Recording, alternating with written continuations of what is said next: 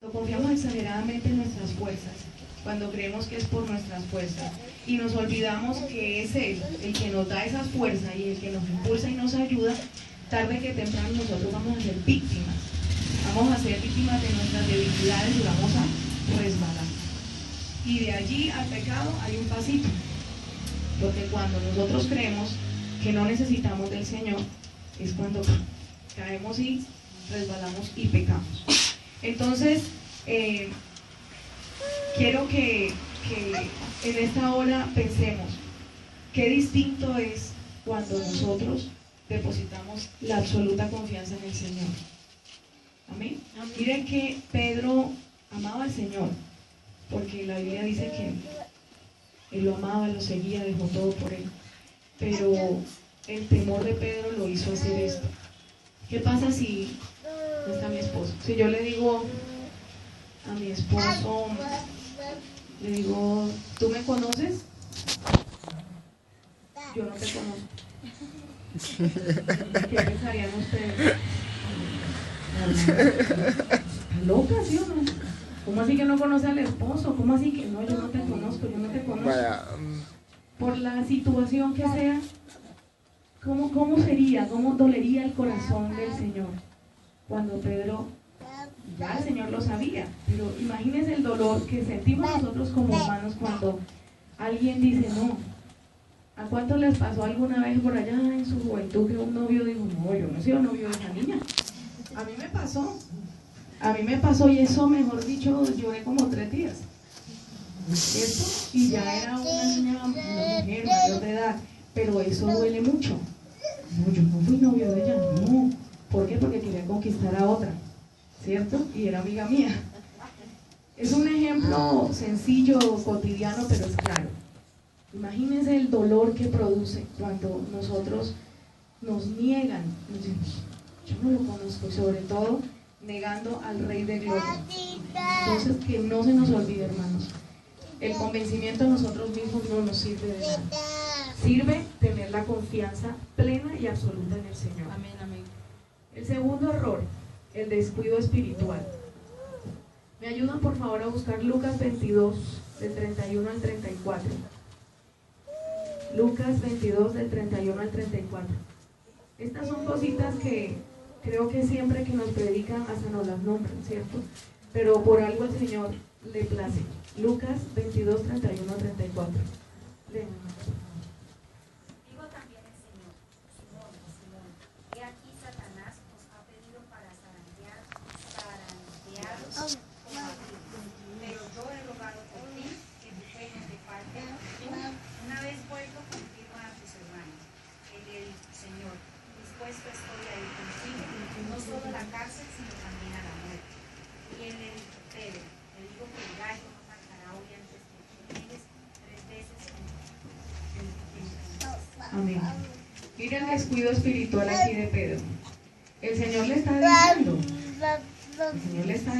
y le está anunciando y le está confirmando que debe tener cuidado, pero no. Él puso en poco lo que el Señor le decía. Y yo quiero que reflexionemos mucho en el tema de la fe en esta parte. La fe debe permanecer intacta, a pesar de cualquier cosa, ¿cierto, hermano? Los que vivimos experiencias que la fe nuestra es probada, sabemos, ¿cierto?, que la fe debe permanecer intacta, porque Dios es fiel y es bueno. Y cuando Él responde es ahí, no donde nosotros queramos. Entonces, para esto debemos negarnos a nosotros mismos.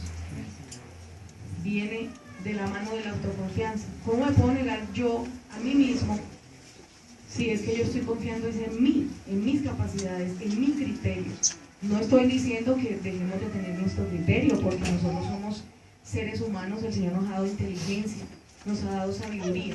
Pero en la parte espiritual, en lo que concierne a la parte espiritual, nosotros no debemos poner nuestra confianza en nosotros, sino en el Señor. Entonces, negarnos a nosotros mismos, permanecer en oración y ayuno, para que nuestra vida resista cualquier zarandeo. Pero aquí el Señor les decía que Satanás los había pedido para zarandearlos, pero Él había rogado. O sea, ¿qué tenemos que hacer? Orar ayunar para que cuando venga el zarandeo, porque va a llegar. Nadie dice que no va a llegar. Va a llegar. Y todos los días, hermanos, todos los días, en cositas pequeñas que nosotros a veces no nos fijamos, pero nos hace así, con una respuesta, con una mala respuesta, porque no es una mala respuesta, ahí ya estamos dejándonos, estamos así como tambaleando, ¿cierto? Porque no somos capaces de controlarnos. Entonces, permanecer en ayuno y en oración para que podamos resistir cualquier zarandeo del enemigo, cualquier cosa. Mire, esto nos lo dicen casi que en todas las predicaciones. Ayuno, oración, ayuno, oración. Pero si el Señor nos dice otra vez es porque Él sabe que nosotros necesitamos estar en ese estado permanente. De tal manera que si nosotros estamos firmes y agarrados de la roca, que es el Señor, mire, como dice la canción, podrán venir vientos recios, tempestades, tantas cosas que pueden venir a nuestra vida, destrucción aún puede venir a nuestra vida, pero nosotros vamos a estar allí y vamos a salir adelante con la ayuda de Dios, pero Amén. Solo si confiamos en Él y estamos haciendo la voluntad del Señor. Amén. Miren lo que dice en Mateo 26, 40-41. Dice, vino luego a sus discípulos y los salió durmiendo y dijo a Pedro, ¿así que no habéis podido velar conmigo una hora? Amén. Miren el Señor cómo nos está, en esta noche nos está diciendo, ¿ni una hora? ¿Cuánto oramos, hermanos? Cuando venimos al ayuno, realmente cuánto tiempo estamos allí rendidos en adoración y en oración al Señor. ¿Cuánto tiempo le dedicamos a esto? El 41 dice, velad y orad para que no entréis en tentación. El espíritu a la verdad está dispuesto, pero la carne es débil. Seguramente nosotros podemos tener disposición y queremos hacerlo, pero nos dejamos vencer por el cansancio, por tantas cosas en la carne que sí son entendibles, pero nosotros debemos sobreponernos a eso. Nosotros somos fuertes en el Señor y debemos recordar que durmiendo no vamos a ganar nada. Entonces, autoconfianza no, descuido espiritual no, confianza plena en Dios, ayuno, oración y rendición. ¿Amén? Entonces, no podemos cometer estos errores, ¿sí? Sino que vamos a hacer es todo lo contrario, lo que el Señor quiere que hagamos para que no lo neguemos a Él constantemente. Cuando nosotros no oramos, no recurrimos a Él, nos desesperamos, estamos negándolo porque estamos diciendo que Él no es capaz. Estamos negándolo, estamos dudando del poder del Señor. Y el último error es vivir el Evangelio de cualquier manera. Juan 18:18, por favor, alguien que me ayude a leerlo. Juan 18:18.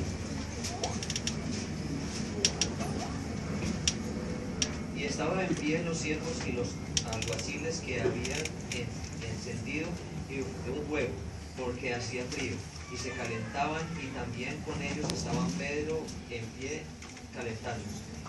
Amén. ¿Qué hizo Pedro allí? ¿Qué vemos que hizo Pedro allí? ¿Qué hizo él?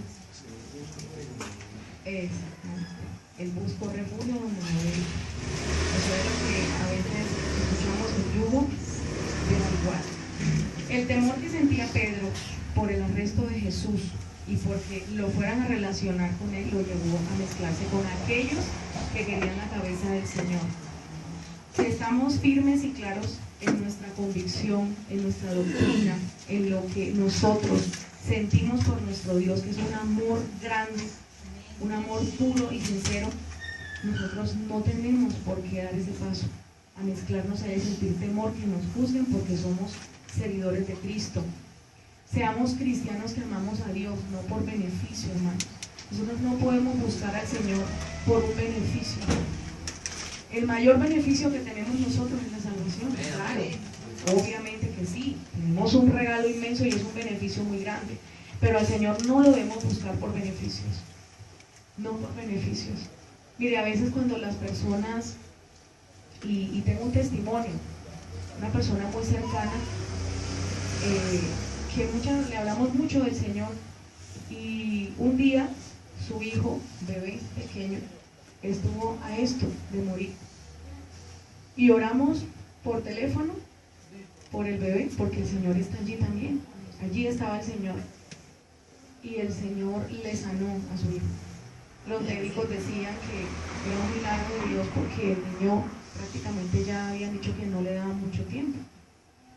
Y ella tomó la decisión de bautizarse en un momento de emoción, de agradecimiento también, porque ella decía que estaba muy agradecida con el Señor.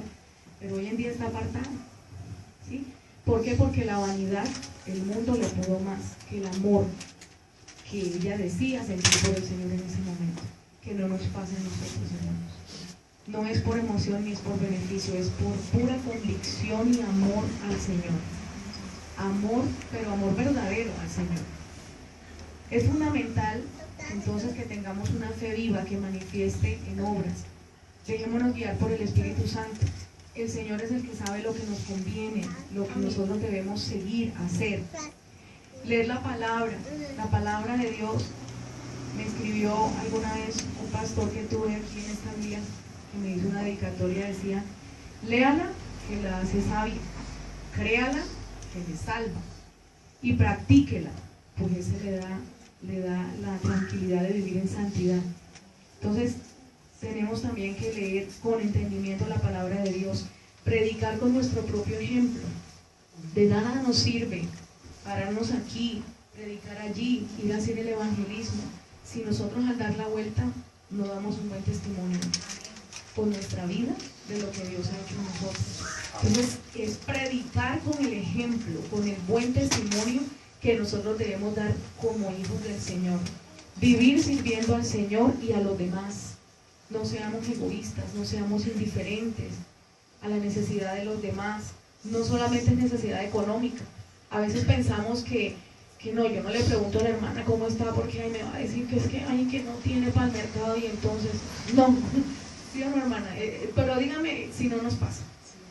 Esto no son fábulas, esta es la realidad. Amén. Entonces no nos dé temor acercarnos a preguntarle al hermano, a la hermana, cómo está, cómo se ha sentido. Si nos manifiestan la necesidad y si nosotros tenemos a bien, tenemos la capacidad de hacerlo, hagámoslo. O hablemos con el pastor, o hablemos, no sé.